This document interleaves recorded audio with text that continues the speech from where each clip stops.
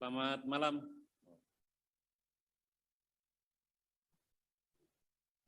Bang saja ya, Bang Suber, orang timur. Kelahiran Bone, Juni 76. Tinggal di Maluku.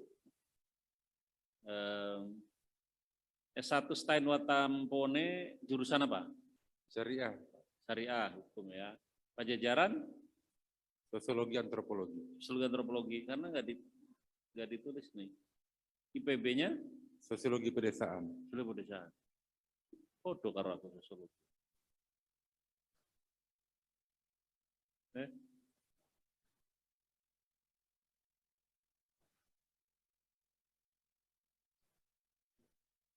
Baik, Bang Suber, Anda sudah sabar menunggu, meskipun kita tahu sudah datang sejak tadi ya, sebelum maghrib.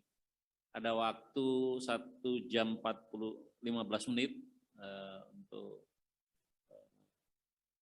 Bang Suber itu mengeluarkan seluruh kemampuannya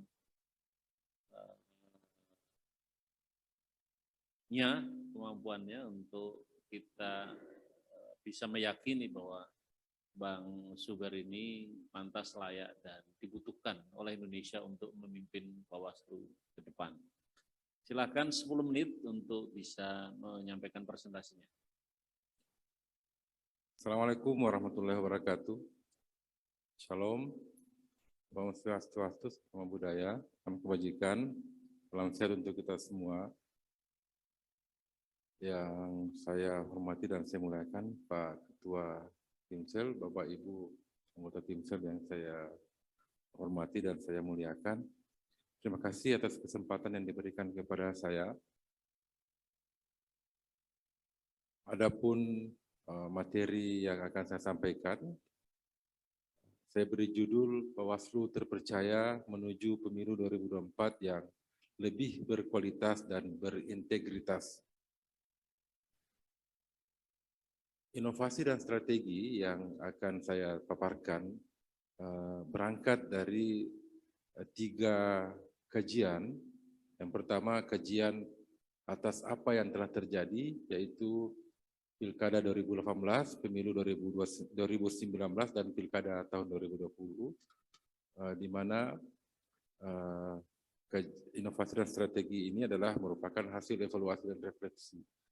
Yang kedua, dari kajian atas keadaan terkini atau keadaan sekarang, yaitu bagaimana kelembagaan Bawaslu saat ini, kemudian bagaimana ekspektasi publik terhadap Bawaslu, dan yang ketiga, bagaimana kondisi sosial politik ekonomi Indonesia saat ini. Dan berikutnya, berangkat dari harapan masa depan, di mana saya menganalisis visi misi Bawaslu tahun 2024 yang sudah diundangkan dalam Perbawaslu nomor 6 tahun 2020, dan kemudian mengkaji tantangan dan potensi ancaman pemilu serentak tahun 2024. Bapak Ibu Timsel yang saya hormati, ini tantangan pemilu 2024 yang mungkin tidak semuanya, tapi secara garis besar menurut saya seperti ini. Ada tren kompleksitas tantangan demokrasi elektoral ke depan yang bisa saja memunculkan tantangan-tantangan baru sehingga butuh langkah mitigasi. Secara klasik menurut saya, kita masih akan dihadapkan pada ancaman banalisasi demokrasi seperti klientelisme, perilaku koruptif, dan seterusnya. Kita akan masih menghadapi masalah problem daftar pemilih dan sebagainya. Kemudian yang ketiga, disrupsi teknologi di satu sisi melahirkan tantangan baru yang mengubah pendekatan dan cara kerja pengawasan. Dan yang terakhir, pandemi COVID masih harus dipertimbangkan karena kemungkinan besar melihat trennya masih akan menghantui atau akan mengganggu pemilu serentak tahun 2024. Bapak Ibu Timsel yang saya muliakan, inovasi yang pertama saya mulai dari bidang IT dan digitalisasi. Saya jika terpilih menjadi anggota Bawaslu Republik Indonesia akan mendorong percepatan transformasi digital pada Bawaslu. sebagai bagian dari meningkatkan pelayanan publik yang terpadu, transparan, berkualitas, cepat, dan akuntabel. Kemudian yang kedua, saya akan mendorong untuk mengintegrasikan aplikasi-aplikasi pengawasan yang dimiliki oleh Bawaslu yang sudah ada. Saat ini Bawaslu memiliki beberapa aplikasi, tapi masih berdiri sendiri-sendiri dan cenderung tidak saling terintegrasi. Dalam aplikasi itu juga saya membayangkan bahwa nanti ada khusus instrumen penilaian publik yang akan menjaring atau mengetahui persepsi publik pengguna aplikasi itu dan semacam indeks kepuasan publik untuk kita jadikan sebagai bahan menyusun kebijakan selanjutnya. Lalu khusus untuk pemutahiran data pemilih, saya ingin mengembangkan sebuah perangkat atau sebuah sistem yang terintegrasi dengan sistem yang digunakan oleh KPU, Sidalih misalnya. Karena salah satu masalah yang sering membuat data pemilih tidak terkonfirmasi dengan baik adalahnya di problem Sidalih. Lalu yang terakhir, mengembangkan database terintegrasi antara Bawaslu, KPU, dan DKPP, terutama dalam hal data SDM pengawas yang bisa digunakan untuk memudahkan perekrutan pengawas yang berintegritas. Selanjutnya dari aspek inovasi organisasi dan SDM, dari aspek organisasi, saya akan mendorong sebuah pembagian kerja yang profesional yang berorientasi pada hasil dengan mengedepankan prinsip kolektif kolegial. Karena pendekatan koordinator divisi yang dikembangkan saat ini terkesan segregatif dan bahkan menggerus atau mengancam kolektif kolegalitas anggota. Gagasan awal saya adalah ada penguatan fungsi koordinator wilayah untuk koordinasi vertikal dan fungsi kordif ketika dilakukan secara horizontal.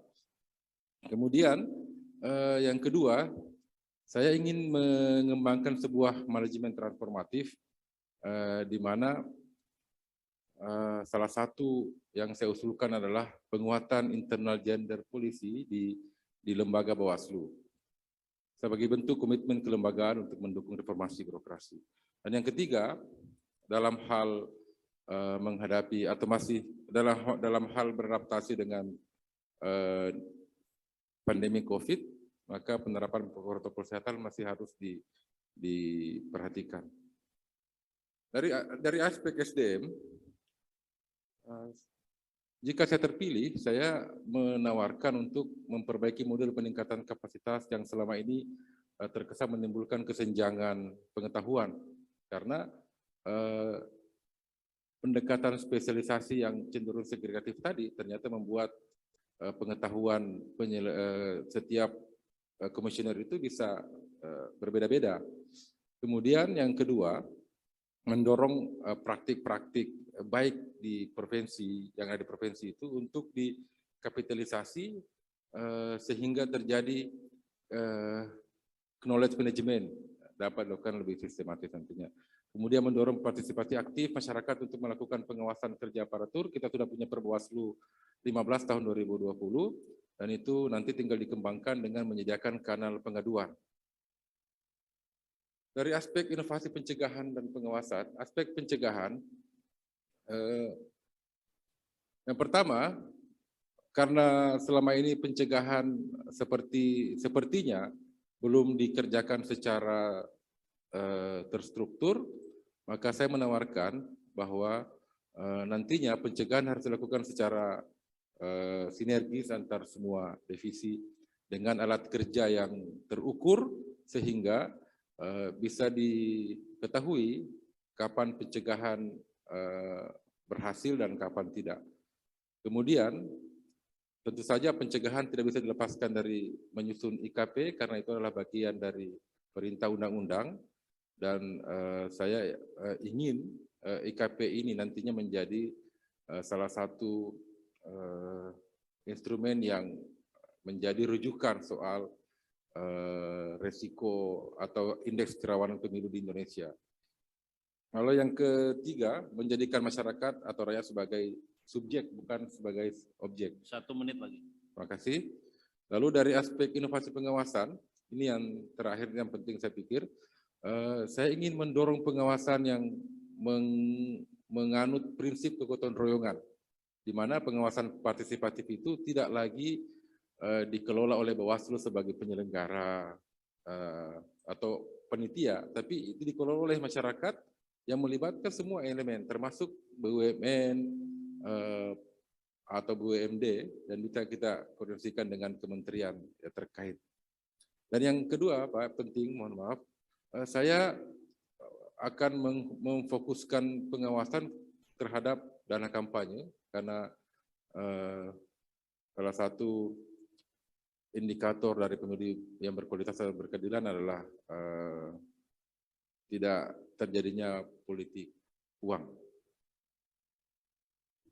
Demikian, Pak, saya mungkin kehabisan waktu. Ya, nanti bisa diperdalam Terima kasih. lewat pertanyaan. Kalau kita posting di Instagram, kita lanjutkan di kolom komen. Bang Suber, sebelum teman-teman tim sel lainnya akan bertanya, saya ingin mendahului. Saya ini terus terang penasaran atau sedikit gemes mengenai ide integrasi data. Ada yang integrasi sistem. Ini integrasi data tadi antara KPU, Bawaslu, DKPP. Setahu saya, secara komitmen KPU, Bawaslu, DKPP itu punya komitmen yang sama sejak lama untuk melakukan integrasi data. Karena berbagai persoalan akibat perbedaan data yang dimiliki oleh masing-masing lembaga. KPU bahkan ingin mensinkronkan sistemnya maupun datanya dengan Kemendagri untuk menyiapkan data pemilih yang lebih akurat. Tapi seluruh cita-cita itu sampai hari ini belum terwujud. Dan saya juga tahu itu mereka sudah berusaha untuk bisa mengintegrasikan baik sistemnya maupun datanya. Nah, apakah Bang Suber ini sudah tahu apa yang menjadi problem KPU Bawaslu selama ini untuk melakukan integrasi sistem atau sinkronize data atau integrasi data sehingga belum terjadi. Nah, karena ini menjadi janji Bang Suber pada saat ini untuk mengintegrasikan data, kira-kira ada rumusan lain yang Bang Suber punya enggak sehingga tidak lagi bertele-tele ini soal integrasi data ini? Terima kasih Pak Ketua.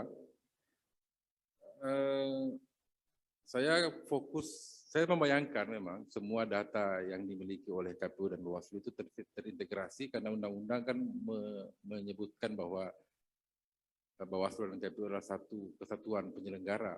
Meskipun pada kenyataannya kan tidak seperti itu. Yang saya bayangkan tidak sampai kepada integrasi data sesungguhnya, tapi paling tidak aplikasi yang digunakan oleh KPU itu terintegrasi dengan aplikasi pengawasan yang dimiliki oleh Bawaslu. Paling tidak, setidaknya itu. Misalnya soal Sidali.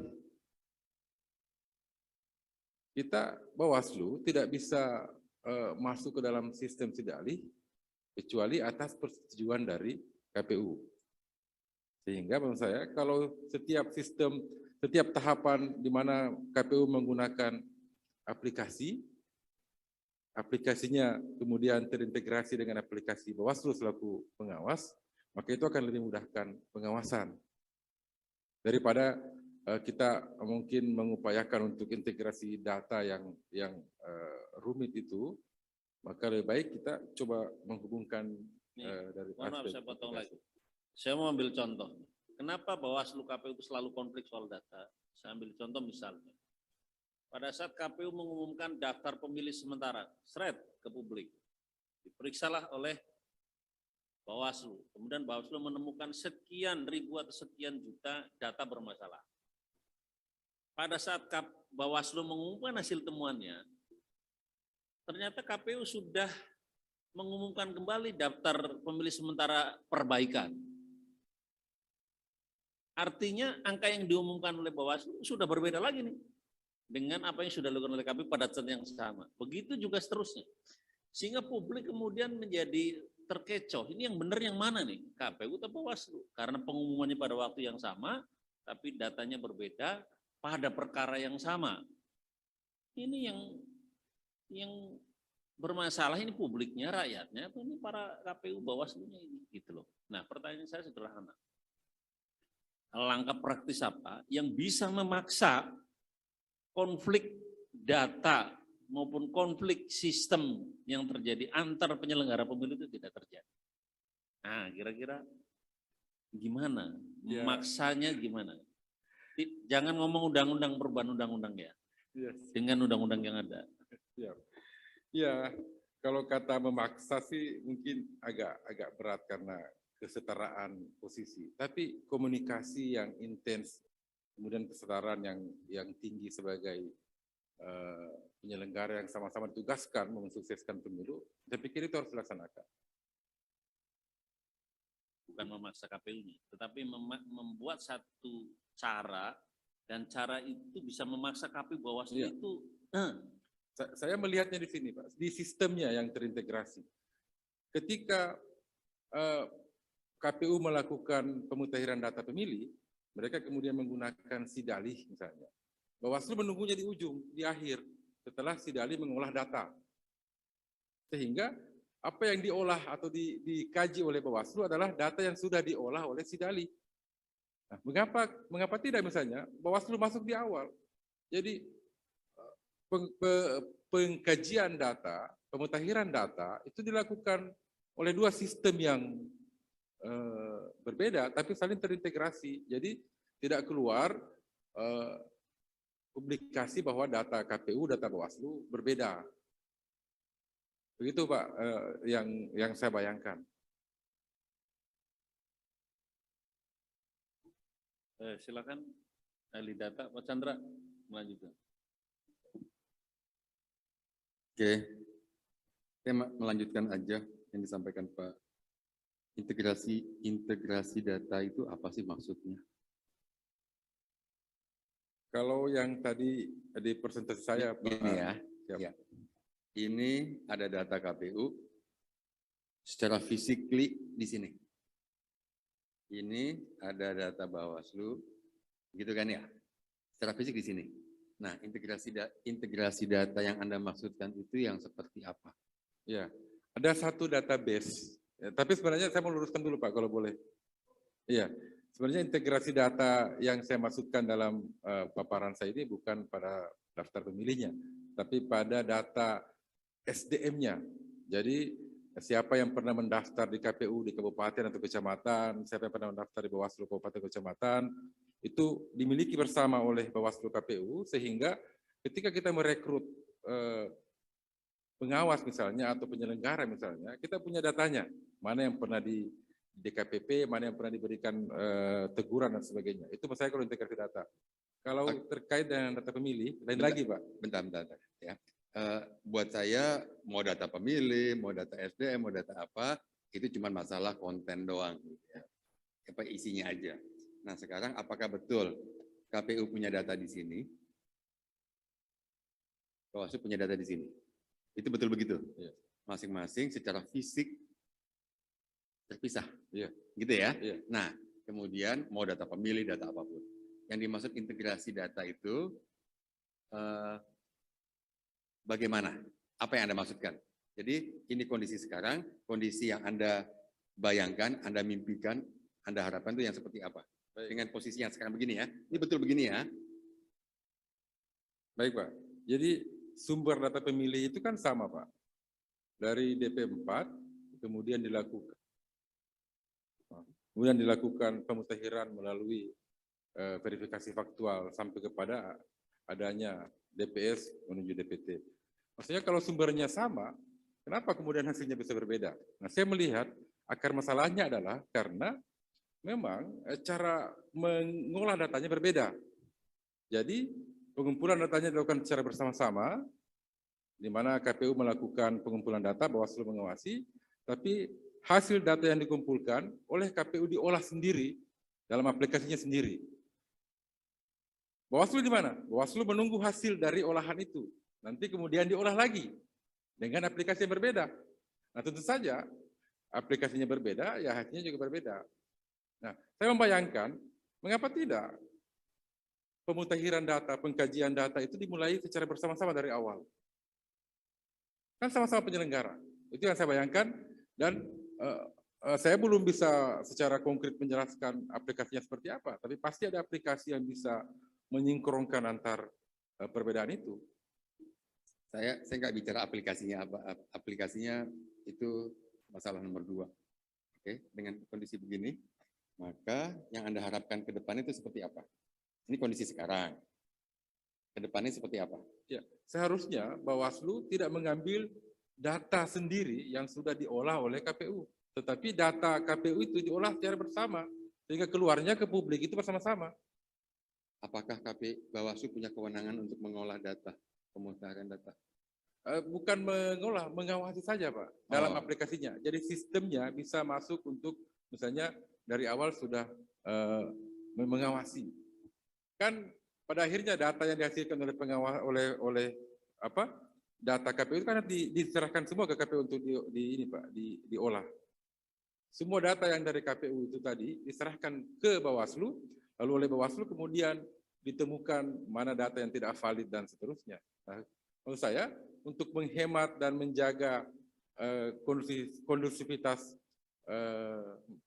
politik, apakah tidak ada cara kemudian untuk kita mulai dari awal bersama-sama?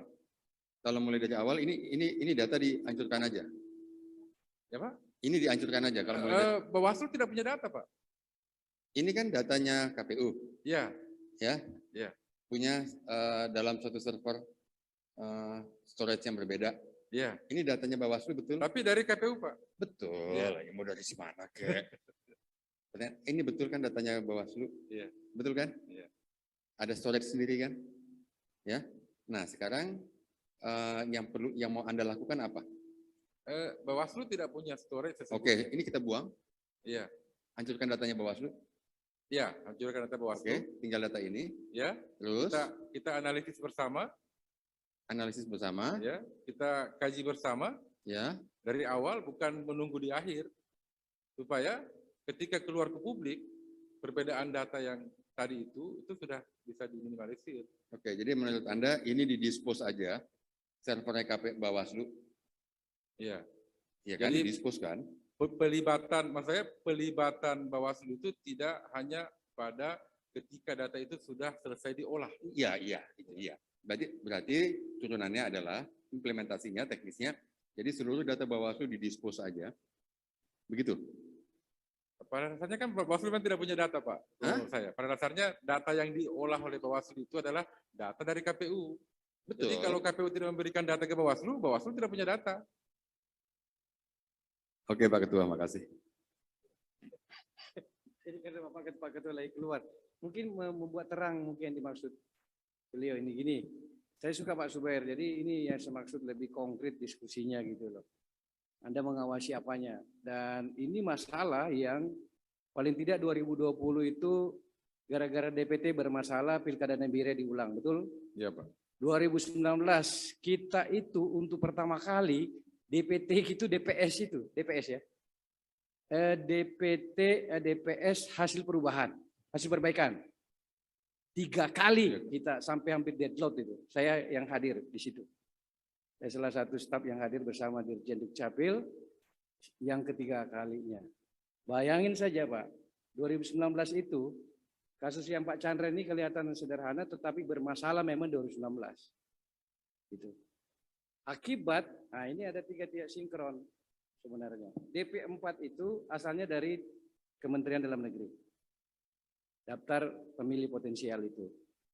Diserahkan ke KPU. KPU mengolah. Keluar DPT sementara. Iya. Ya. Kemudian Bawaslu ngoreksi, biasa keluar lagi DPT hasil perbaikan. Mestinya hanya 1 kali, Pak. Lalu DPT. Kemarin itu Pak Chandra, sampai 3 kali. Iya. Berarti ada persoalan memang dalam hal pengolahan data. Gitu. Jadi sumber asalnya kan memang untuk DPT itu 2. Satu DP4, yang kedua adalah DPT hasil pemilu terakhir. Kan begitu, Pak? Iya, Pak. Nah, di clouding, sinkronin. Nah, idealnya kan Pak, idealnya kan satu data saja. Sumber datanya satu. Ini memang sumber datanya sudah 2 sejak awal. Sumber datanya sejak awal 2 loh Pak Subair. Ya, DP4 itu kan data Dukcapil. Iya. Ya kan? Satu lagi adalah DPT pemilu terakhir. Berarti kalau di sini ada pilkada terakhir 2020, berarti kan pakai data pilkada 2020. Nah, data kan coklit. Coklit juga sampling kan Pak? Iya. Sekarang juga sampling coklit itu. Gitu. Inilah 40 lipat sengkarut semrautnya namanya data. Nah, saya setuju kalau Anda punya ide, gagasan. Sejak awal itu ada pengawasan dari awal. Gitu. Jadi tidak menunggu dia di terakhir. Nah, mungkin tinggal teknisnya mungkin Pak Subair dijelaskan lagi pada Timsel yang di bagian-bagian mananya Anda mulai melakukan pengawasan. Sehingga ini kan soal trust publik. Karena baik KPU maupun Bawaslu tugasnya kan sama, meyakinkan kepada kontestan, pada seluruh rakyat Indonesia bahwa sejak awal ini datanya benar gitu loh Pak. Saya kira mungkin poinnya Pak Chandra mungkin di situ mungkin Ya. yang. Oke, mungkin saya tambahkan Pak Bahtiar ya. Karena kita tidak berangkat dari greenfield. Kita berangkat dari yang situasinya udah begini. Kan kita perlu melakukan transformasi, ya, transformasi sehingga tidak ada lagi permasalahan yang ada selama ini. Disampaikan oleh Pak Ketua, bagaimana dengan data yang dengan kondisi yang sekarang, kemudian bertransformasi kondisi yang ideal, apa yang Anda lakukan? Berdasarkan satu, kewenangan yang ada di undang-undang, jangan coba berpikir merubah undang-undang, satu ya. Ya. Kedua, berdasarkan teknologi, apa yang mesti Anda lakukan? Kondisi inisial begini, tadi saya sebutkan. Nah sekarang bagaimana dengan kondisi yang ada? Bagaimana melakukan migrasi, transformasi menjadi kondisi ideal? Itu yang saya tanyakan sebenarnya. Oh, ya. Beberapa memang mesti dikorbankan. Ya, terima kasih Pak Chandra. Seperti yang disampaikan oleh Pak Sekretaris tadi, sesungguhnya prosedur untuk menghasilkan DPT atau data pemilih yang valid itu sudah cukup, sudah benar, karena ada coklit. Coklit itu mendatangi orang per orang. Tetapi ketika data itu masuk ke dalam aplikasi, yang keluar ternyata biasanya bermasalah di situ. Nah, Berarti yang masalah aplikasinya. Hah? Berarti yang masalah aplikasinya Ya, dong. aplikasinya menurut saya salah satu penyebabnya. Nah, apakah Anda sudah melihat, menganalisis ada bug di aplikasi? Nah, maksud saya Kalau salah tuh bug loh. butuh kajian seperti itu, Pak. Butuh kajian lebih mendalam karena masalah DPT ini kan berulang dari setiap pemilu, setiap pilkada, tidak selesai-selesai. Tidak pernah ada satu pemilu pun yang bersih data pemilunya, tidak pernah. Tidak, selalu saja ada yang bermasalah, ada yang ketinggalan, ada yang tidak memenuhi syarat masuk dalam daftar. Ya, siap. Oleh karena itu menurut saya kajiannya sangat perlu mendalam. Tapi salah satu titik lemahnya menurut saya memang pada aplikasi.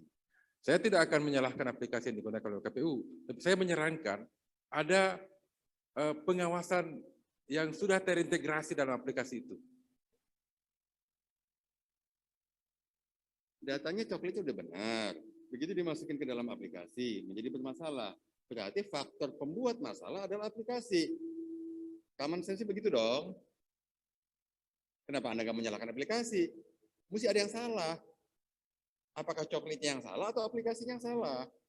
Nah itu butuh kajian mendalam lagi. Saya pernah menjadi pengawas di Kabupaten Pak Chandra. Saya ikut mengawasi langsung ke lapangan. Dan saya menemukan ketika kita memasukkan data ke aplikasi, secara data benar, tapi begitu keluar karena kesalahan satu huruf misalnya, perbedaan antara satu huruf dalam NIK itu membuat tidak terbaca valid oleh aplikasi. Dan aplikasi itu memang sangat hati-hati. Jadi penyebabnya banyak mungkin juga pendataan kependudukan di negara kita belum terlalu rapi mungkin. Katakanlah misalnya NIK harusnya sama dengan tanggal lahir, tapi kenyataannya banyak yang berbeda. Nah oleh aplikasi biasanya yang berbeda seperti itu langsung ditolak sehingga harus dimasukkan secara manual. Nah, Berarti aplikasinya salah. Kenapa aplikasinya menggantungkan NIK dengan tanggal lahir? NIK itu given dari Dukcapil. Oke, jadi perlu dianalisa terlebih dahulu gitu ya. Ya, kondisi sekarang dengan kondisi ideal. Ya, siap. Saya mau melihatnya seperti Nembrong nih Pak, pertanyaannya nggak ada ahli IT, apa profesor komputer atau sekelas Bill Gates, sekelas siapapun lah yang bisa menjawab itu di Republik ini. Hah? Ada, harusnya ada. Asumsinya ada gitu. Orang yang ahli aplikasi gitu. Ya, yang jenius lah kira-kira bilang gitu. Jadi programmer yang jenius. Gitu. Kalau nggak selesai debat kita ini. Aplikasi salah. Oh gitu ya. Tuh, itu Pak Ketua. Ini Pak Ketua tadi debat kita aplikasi untuk melakukan coklit itu nggak pernah benar aplikasinya. Pertanyaan saya, nggak ada ahli aplikasi di Indonesia ini. Yang jenius. Oh nggak ada kemauan, itu lain lagi. Memang mungkin Pak Chandra izin basis teknologinya yang beda.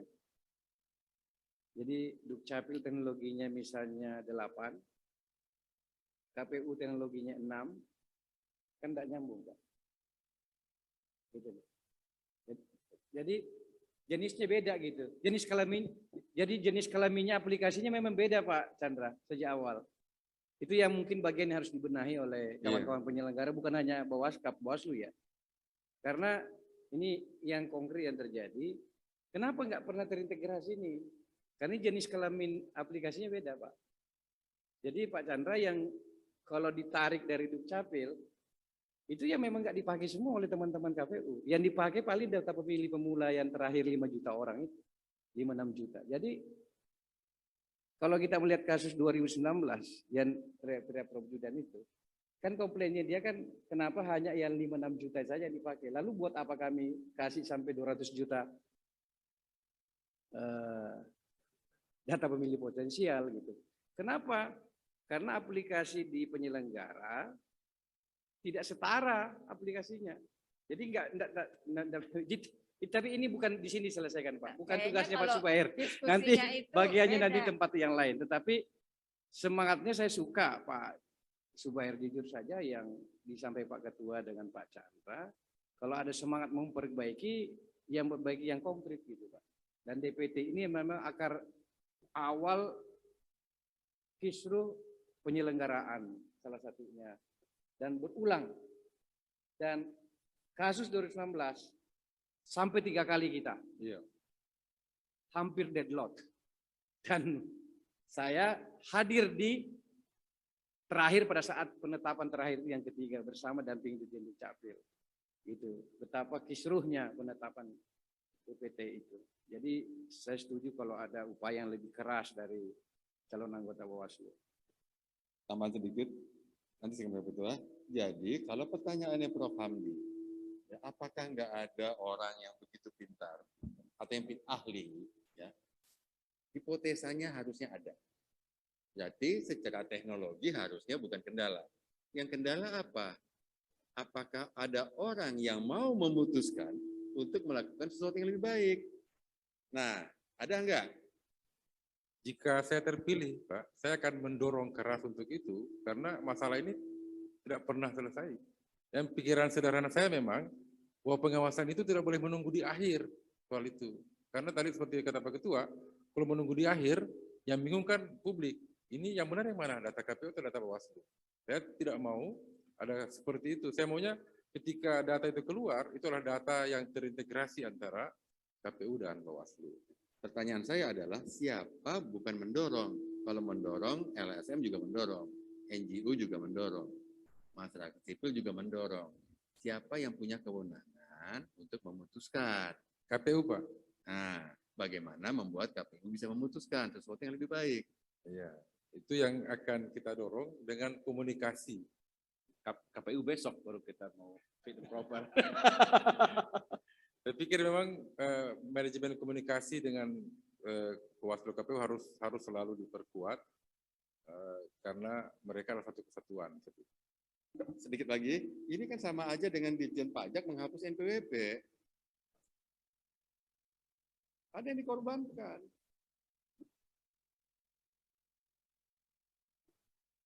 Bu Endang akan melanjutkan data ini juga atau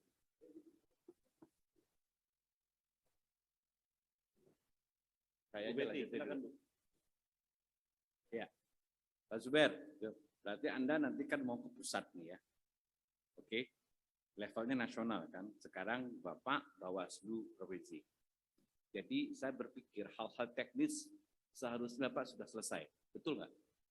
Soal teknis pengawasan, teknis pemantauan, pelanggaran, penindakan nanti dan juga adjudikasi dan seterusnya itu. Jadi tupoksi. Tapi sekarang kalau ke pusat, bicaranya strategis, betul nggak? 5 orang mengambil keputusan strategis. Bapak tahu berapa anggaran yang diminta Bawaslu untuk menyongsong 2024?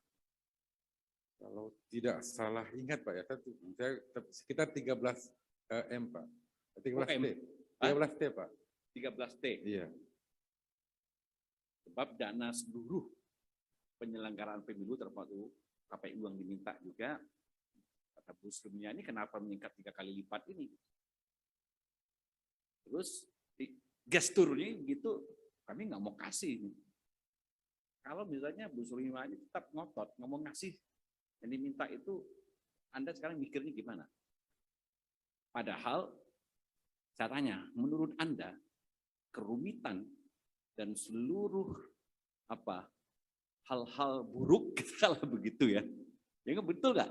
Bawaslu itu kan harusnya melihatnya, berasumsinya, betul nggak pendapat saya? Berasumsinya orang-orang yang terlibat di pemilu itu, terutama misalnya kontestan, partai politik, dalam tanda kutip tabiatnya tabiat buruk sebenarnya. Kalau bisa curang, kenapa nggak curang? Betul nggak? Kalau nggak bisa manipulatif, kenapa nggak manipulatif? Susah kita berharapkan bilang, kita biarnya mereka jujur-jujur kok. Mereka well behave, katakanlah itu berperilaku yang baik-baik. Betul nggak? Kalau mereka berperilaku baik-baik, kenapa kita awasi? Betul nggak? Pertanyaan saya, Bapak melihat 2024 itu ini makin buruk apa makin baik kelakuannya? Kalau makin buruk, berarti kan pengawasan akan lebih ketat. Pengawasan lebih ketat, kalau kita ibaratkan Bawaslu ini sebuah mesin, berarti mesinnya harus mobil cc-nya lebih canggih kan? Seluruh perangkat-perangkat pengawasan itu akan lebih canggih, gitu kan? Logikanya kalau makin canggih, tentu uang rupiahnya makin banyak. Muslim ini nggak mau ngasih lebih banyak. Gimana menyelesaikan itu? Iya. Yang pertama Pak, soal melihat dasar sifat dari orang dalam pemilu. Selaku pengawas, saya pikir memang kita harus selalu berpikir bahwa semua orang itu cenderung melakukan pelanggaran. Itu pengawas. Kalau tidak, ya bisa jadi pengawas, Pak. Tapi secara pribadi, saya selalu berpikir bahwa semua orang itu baik. Secara pribadi. Tapi begitu saya jadi pengawas, saya akan selalu mencuriga bahwa setiap orang yang terlibat dalam pemilu itu pasti berpotensi untuk berlaku curang. Paling tidak berpotensi ya. Berpotensi. Ya. Lalu soal anggaran.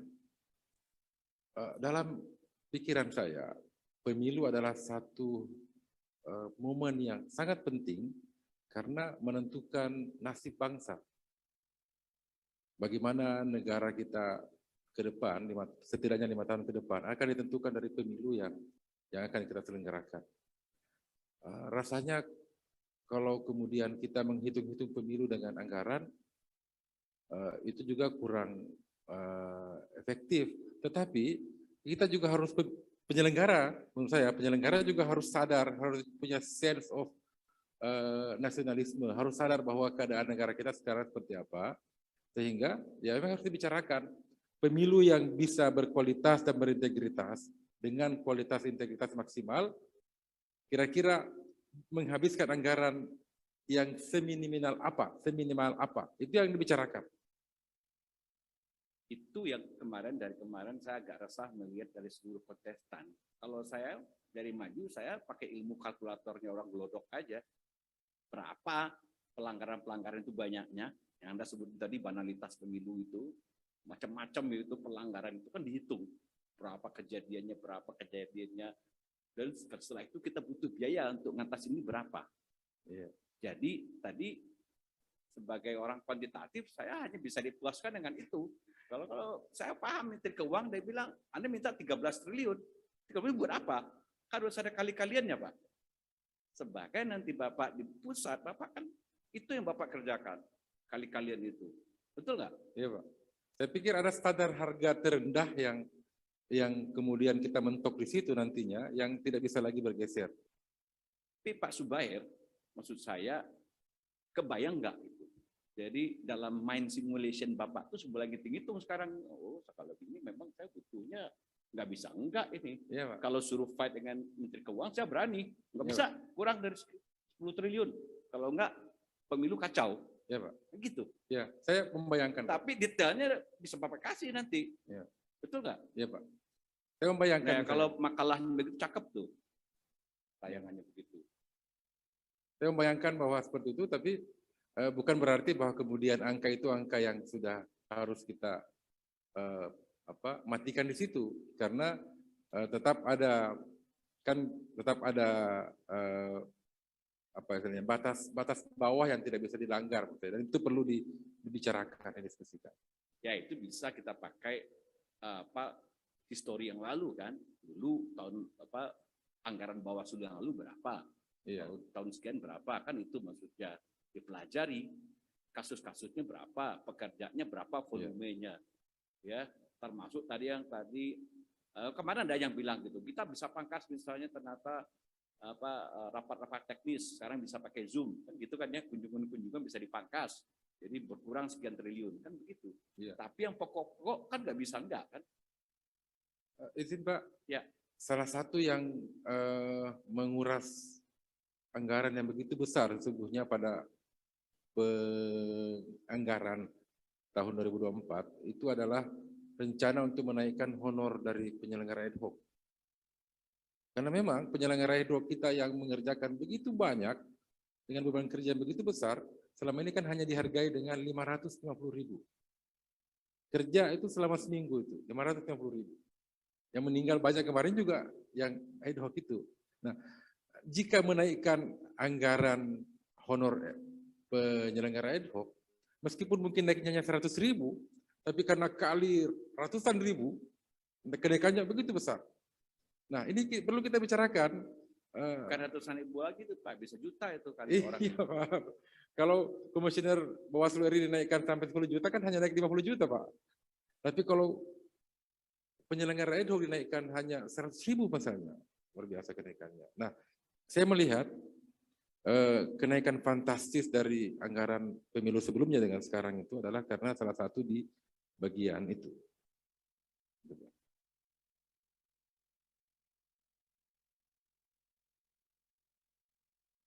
Pak Subair, Bapak kan tadi mempresentasikan 3 hal ya, inovasi IT dan digitalisasi, kemudian inovasi organisasi dan SDM, kemudian inovasi pencegahan dan pengawasan. Bisa nggak Bapak meyakinkan kami nih bahwa Bapak bisa melaksanakan itu seandainya Bapak terpilih menjadi komisioner anggota Bawaslu? Ya, sesungguhnya apa yang saya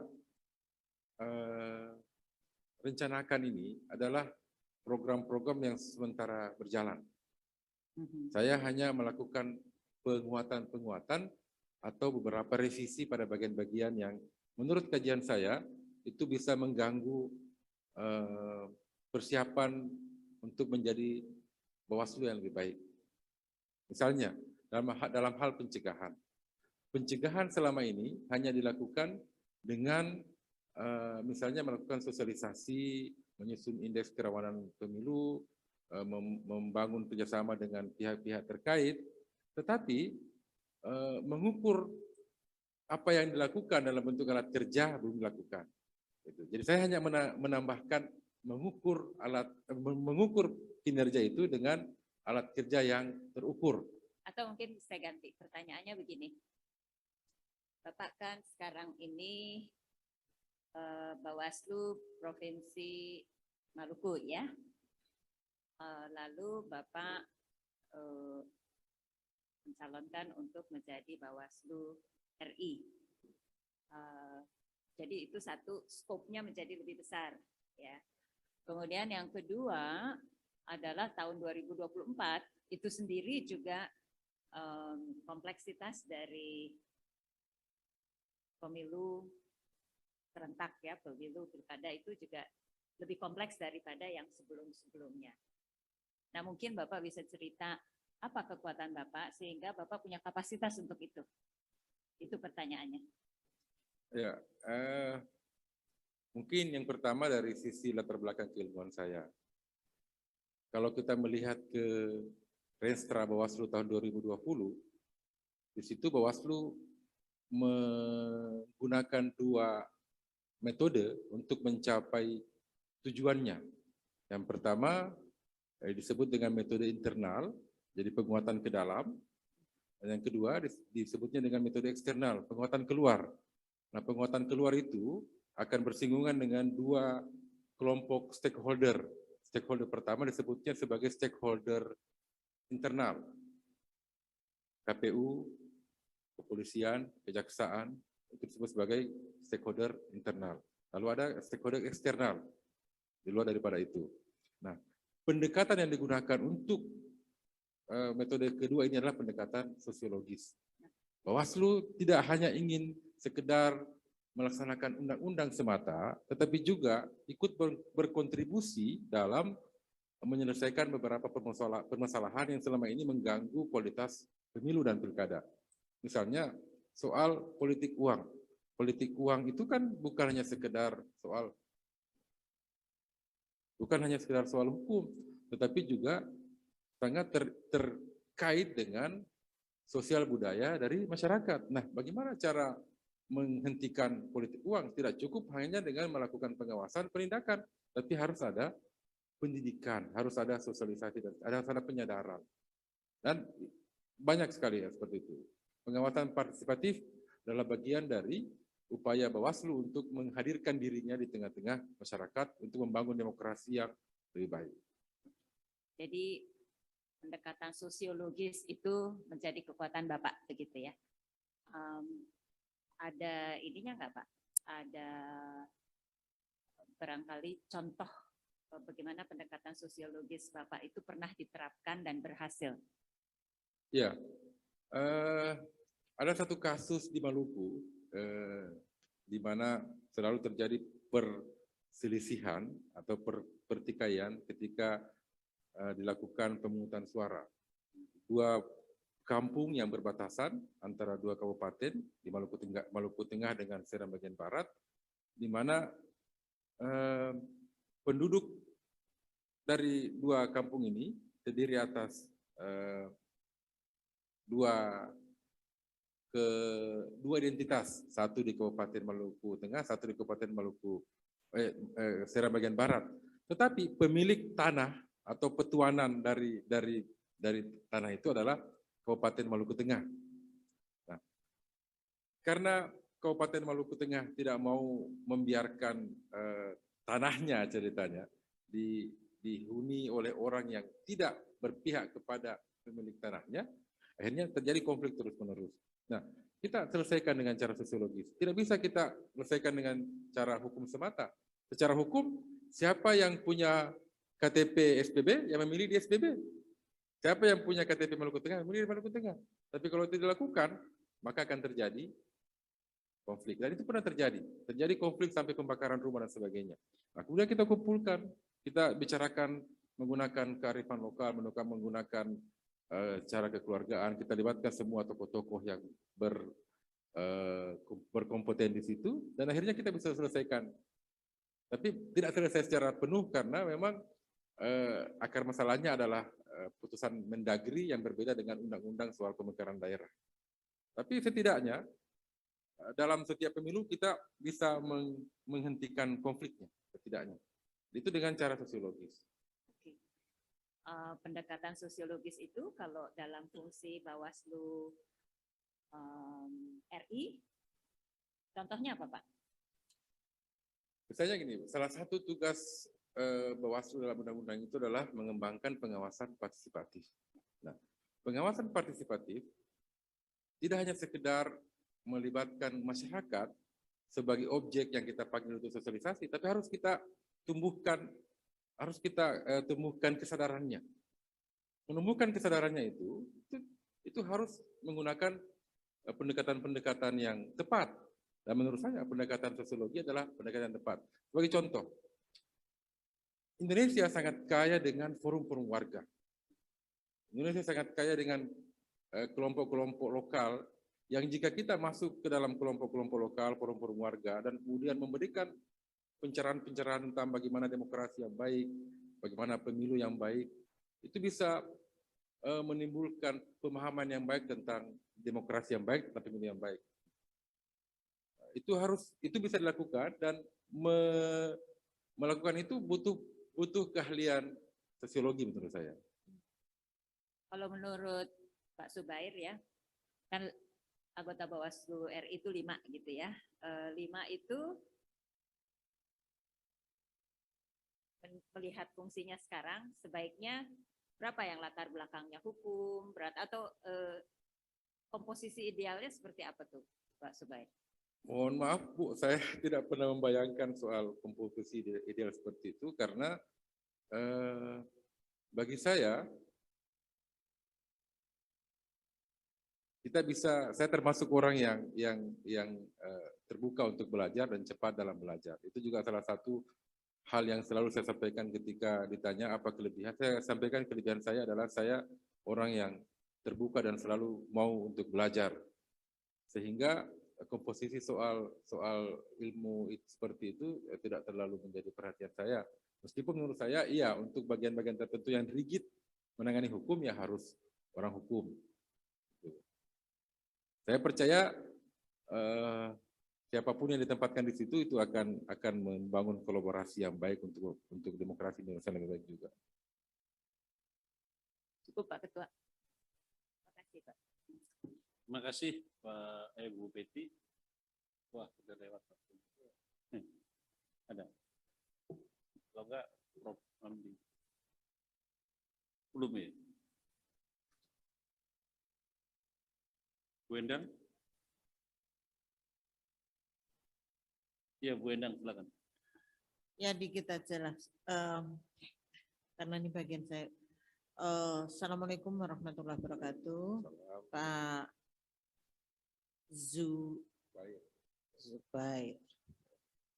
Subair. Selamat dulu ya, udah masuk 20 besar. Kemudian yang ingin saya tanyakan gini, ini Anda kan dari Maluku ya, bukan Malumu kan? Tapi Maluku. Kalau Malumu itu Maluku Utara, itu Malumu. Ini Malukunya. Malu saya, Maluku. Nah, Anda pengalaman jadi Bawaslu ini sudah periode yang keberapa? Baru 1 atau udah kedua? Baru 1 Bu. Baru 1. Sekarang ini posisi sebagai ketua ya? Bukan Bu. Bukan. Sebagai anggota. Sebagai anggota Bu. Nah, kalau tadi saya sudah lihat sebenarnya pertanyaan saya sudah diwakili oleh Bu Betty gitu. Cuman saya ingin menegaskan gini. Anda dari Maluku kemudian kan mau menjadi pimpinan di RI gitu ya. Apa yang bisa meyakinkan kita gitu, modal apa yang Anda miliki gitu sehingga kami bisa merekomendasikan gitu bahwa Anda memang pantas di situ. Itu aja. Pertanyaan saya satu aja. Makasih. Makasih Bu. Selain yang tadi saya sampaikan Bu ya. Yang pertama, ya saya sudah memiliki pengalaman kemiluan yang cukup panjang. Dan saya pikir pengalaman itu bisa saya gunakan untuk mengelola pemilu dalam skala yang lebih besar. Kemudian yang kedua, saya sudah mempelajari apa yang menjadi kekurangan dari Bawaslu saat ini. Saya mempelajari apa kelebihannya dan kemudian saya merumuskan sebuah inovasi strategi untuk membuat Bawaslu menjadi lebih bagus lagi, lebih terpercaya lagi, dan jika Bawaslu menjadi lebih bagus, lebih terpercaya, saya yakin demokrasi Indonesia juga akan lebih baik. Dan yang ketiga saya menegaskan sekali lagi bahwa ya saya termasuk orang yang kuat belajar, keinginan belajar saya termasuk sangat tinggi, sehingga dengan itu kekurangan yang saya miliki saat ini yang begitu banyak akan bisa saya perbaiki dan akan terus berproses menjadi jauh lebih baik lagi. Kalau Anda boleh menilai gitu ya, Bawaslu sekarang nilainya berapa? Saya menganggap Bawaslu sekarang ini sudah on the track untuk menuju persiapan pemilu tahun 2024. Saya memberinya nilai mungkin 80. Ya. Terus kalau Anda di situ kira-kira bisa meningkatkan menjadi berapa? Ya, saya bisa meningkatkan sampai 90. 90. Okay. 100 itu artinya Bawaslu akan dihapus. Kalau 100 dihapus ya Bawaslu. Ya, karena kalau sudah terlalu bagus, ya pengawasan kita serahkan ke masyarakat. Kalau untuk penghematan biaya tadi, sebenarnya apa sih yang bisa dilakukan gitu? Enggak, maksudnya kira-kira apa aja yang bisa dilakukan efisiensi dalam rangka, atau ini Pak, saya bertanya ini aja deh. Saya mendengar bahwa kegiatan-kegiatan Bawaslu dengan Raker, dengan Rapim dan seterusnya, itu ternyata lebih banyak, bahkan ada yang menyampaikan, mohon maaf nih, ada yang menyampaikan dari Bawaslu daerah, itu mereka tidak sempat sampai berkantor gitu. Benar nggak sih Pak itu? Saya tidak loh Bu. Saya karena bagi saya berkantor atau berjalan melakukan supervisi itu kan sama-sama melaksanakan pekerjaan. Pekerjaan pengawas itu kan tidak harus selalu di kantor, Bu. Ya maksudnya saya nambahkan aja. Minggu ini Senin, Selasa, Rabu rakor di Ambon. Kamis, Jumat, Sabtu rakor di Surabaya. Begitu terus itu loh. Jadi nggak pernah pulang ini. Nah, kira-kira gimana Pak itu? Bisa nggak nanti ketika ini mumpung didengarkan oleh banyak orang gitu, untuk mengefisienkan itu gimana caranya? Iya. Tahun 2020 ketika kita sedang COVID tinggi-tingginya, kebanyakan rakor kami itu lewat Zoom. Bahkan seingat saya tahun 2020 itu hampir tidak ada kegiatan yang keluar dari daerah. Semua kita lakukan dengan Zoom. Kita saat ini sudah terkondisikan untuk biasa dengan rapat-rapat via Zoom. Kalau dulu mungkin kita merasa rapat dengan via Zoom itu terasa kayak ada yang kurang gitu kan. Tapi sekarang sama saja rasanya kita Zoom dengan pertemuan langsung. Jadi menurut saya pemaksaan kebiasaan seperti itu dengan pandemi membuat kita lebih siap untuk berhemat beberapa tahun berikutnya. Saya yakin kita bisa melakukan itu. Terima kasih.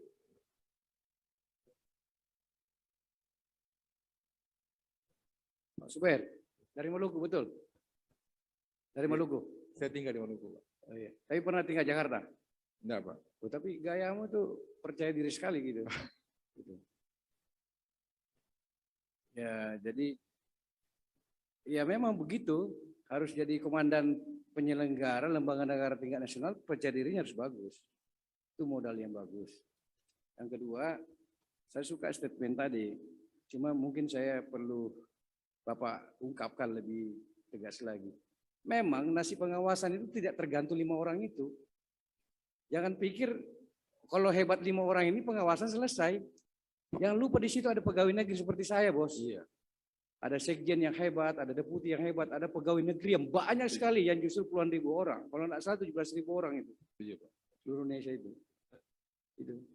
Nah, apa komentar Pak Zubair memperbaiki, memperkuat dukungan kesekretariatan Iya. pengawasan pemilu? Terima kasih, Pak. Coba, Pak. Saya sependapat dengan Pak Sekretaris, Pak Bahtiar, bahwa sesungguhnya kekuatan terbesar di penyelenggara itu bukan di komisionernya. Di satu kantor, komisioner itu hanya 5 orang misalnya, tapi sekretariatnya sampai 60 orang. Sehingga yang harus kita perkuat menurut saya, selain pemahaman dan pengetahuan komisioner, harus juga kita perkuat keterampilan dan profesionalisme dari sekretariat. Karena saya merasakan sendiri, seluruh pekerjaan komisioner itu semua dikerjakan oleh sekretariat. Bagaimana mungkin komisioner bisa bekerja dengan baik, menyusun kebijakan dengan baik, jika kebijakannya tidak bisa diterjemahkan oleh sekretariat. Oleh karena itu, ketika saya menjadi anggota Bawaslu Provinsi Maluku pertama kali, yang saya lakukan pertama kali adalah melakukan